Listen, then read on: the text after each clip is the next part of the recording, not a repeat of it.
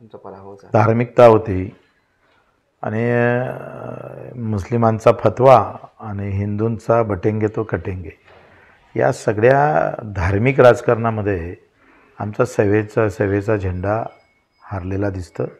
प्रचंड काम मतदारसंघात उभं केलं, 6,700 कोटी म्हणजे, आणि मतं भेटले 67,000. एकंदरीत सेवा हारली आणि राजकारण जिंकलं, अशीच प्रतिक्रिया लोकांची आहे. धार्मिकता, लाडकी बहिणीचा थोडा प्रभाव आणि EVM मधला घोटाळा हे त्याला प्रमुख कारण असू शकतं. आम्ही आता समोर विचार करतो आहे, लोकांच्या प्रतिक्रिया घेणार आहोत. 2 तारखेला आमचं शेगावला अधिवेशन आहे निवडक कार्यकर्त्यांचं, आणि 29ला मुंबईला जिल्हा प्रमुखांची बैठक बोलावलेली.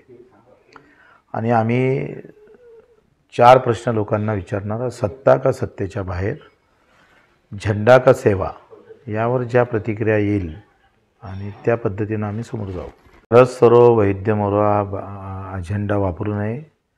जर बंडखोरी शिंदे साहेबांना केली नसती तर भाजप सत्तेत आली नसती. भाजप सत्तेत आली नसती तर आज चित्र वेगळं राहिलं असतं. आणि म्हणून ही जी काही किमया आली आहे, हे एकनाथ साहेबांच्या बंडखोरीच्या नंतरच आलेली आहे. आणि त्याच्यामुळं भाजप असं करणार नाही मला असं वाटतं. शिंदे साहेबांची मुख्यमंत्र्याची दावेदारी हे 100% बरोबर आहे. तुम्ही पाहत आहात विस्टा न्यूज मराठी.